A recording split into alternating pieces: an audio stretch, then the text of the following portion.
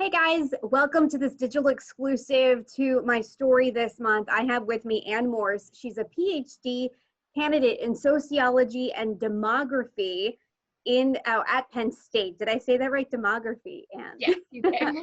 Okay, so Ann, you research fertility and quantitative methods. What does that mean? Yeah, so a lot of that is just trying to figure out the best way to measure certain things. So I actually spend a lot of time thinking about population projection methods and some of the best ways to think about estimating the current population as well as the future population. So it's one of those things I think a lot of people take for granted, but there's actually a lot of thought that goes into some of these things, just like how many people are there? So Yeah, around that. that's really interesting. Can I ask you why? What got you interested in that? Yeah, I've always kind of been towards the social sciences as a person, but I really liked math and was good at it. And so when I explain sort of what I do to people who don't know what demography is, I tell them, it's like economics in the sense that we use mathematical models to explain human behavior. But instead of mathematical models around spending or unemployment, it's around sex and babies. And that's just better, right? Like, who doesn't love sex and who doesn't love babies? So, yeah, math around sex, basically. That's fascinating. And speaking of, let's talk about sex. Now. Okay. Everyone has been talking about these quarantines or these quarantine babies that are going to come in 9 months because everyone is staying at home right now. So I wanted to know, what are your thoughts on this? You study this. What do you think? Do you think we're going to see a baby boom in 9 months? Well, so there certainly will be children born in 9 months, right? There's going to be children born in 8 months, 9 months, 10 months. When people talk about a baby boom, though, I mean, are there going to be more births than normal? Like, significantly more births than we would normally see. And a lot of demographers, including myself, are like, no, there's a couple reasons why we don't expect there to be a baby boom following the quarantine. So the first is, I think when people think about this quarantine baby boom or corona kids or whatever people call them, they like to picture like couples who are quarantined at home together being like, well, what should we do? And then like, let's have sex. But I think probably Americans are probably having less sex than usual, sort of on average, right? So there might be some people who are having more sex because they're at home, but I think there's a lot of Americans who normally would be having sex who don't live with their sexual partner, whether it's a long-term sexual partner or more of a casual dating relationship, even like a one-night stand type of thing, right? So I think anecdotally people can think, oh, like I don't get to see my boyfriend as much anymore, or Tinder and the bars are essentially dead. Like now's a really hard time to meet people. Normally in the United States, around 20% of births every year actually occur to women who aren't living with their partner. Wow. And so some of those people might at this time, like they kind of live together and they kind of don't, like they spend a lot of nights at their place kind of thing. They might during this time be like, okay, well, let's be quarantined together. But a lot of people just who would have been having sex normally just aren't having sex right now. Wow, that's fascinating. Yeah. So I think another thing too is, so the question is, for there to be a baby boom, you would have to have all these people who are living together to have a lot more sex, just for sort of America to break even on how much sex we normally have. But even if we are having the same amount of sex, I think people sort of overestimate how much sort of sexual frequency really matters for trends that we see in the birth rate.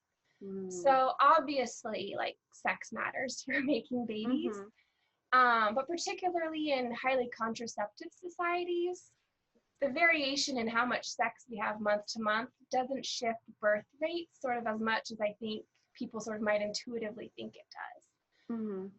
So a large portion of couples, particularly those who are cohabiting or are married, these couples are supposed to be having all this extra sex, right, to make a baby boom. A lot of them are using contraception. And a lot of them are now facing economic uncertainty. So when faced with the choice of, do I go off contraception this year? Like, is this the year to start having a baby? A lot of people are maybe going to say, maybe 2020 isn't the year. Yeah. And this is pretty common during recessions or the threat of a recession or economic uncertainty. We see women just saying, oh, like maybe not this year. Yeah, not financially. And I kind of wanted to go back for a second. When you mentioned about couples having sex, it's not like the previous baby boom or baby boomers now that we see, because that, if I'm correct, it was after the war, and so you had a flood of men coming back to the US, right, to be back with their partners having sex, and that's kind of what created that baby boom.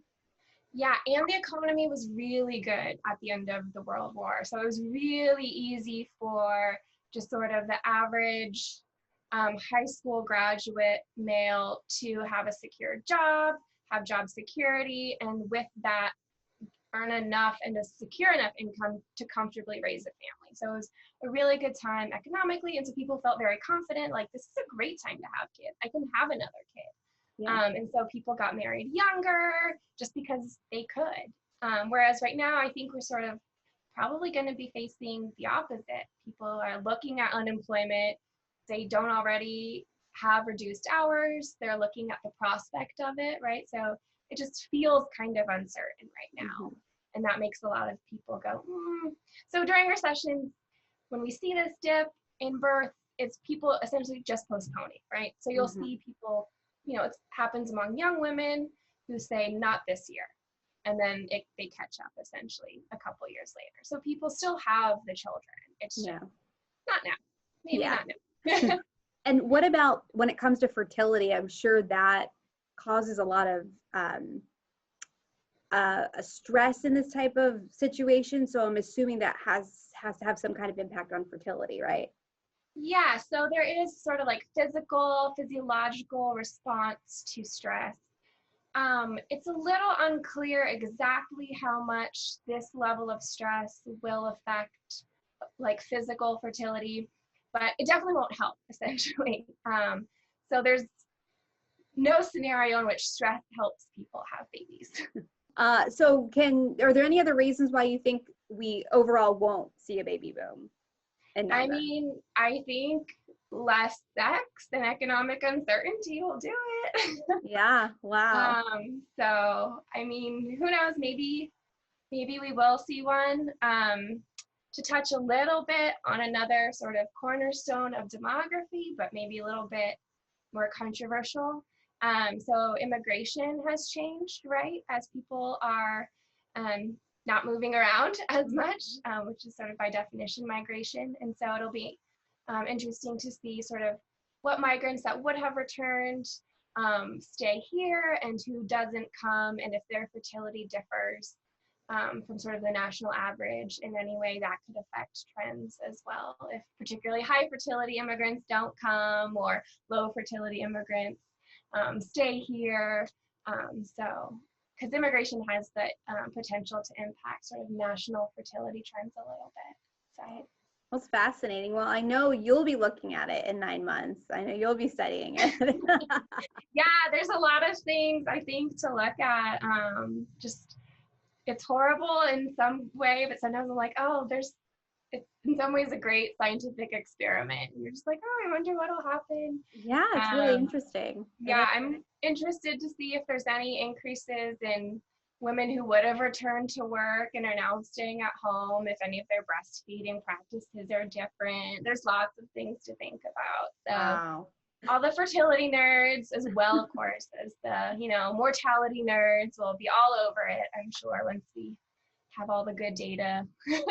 Interesting. All right. So, Anne, you say, again, you do not expect a baby boom. I do not expect a baby boom. I think there will be babies born, but I think it'll be about the usual or fewer than usual. Okay, Anne, well, thank you so much for talking with us. Thank you for having me. Clearing the air on that rumor, right? Yes.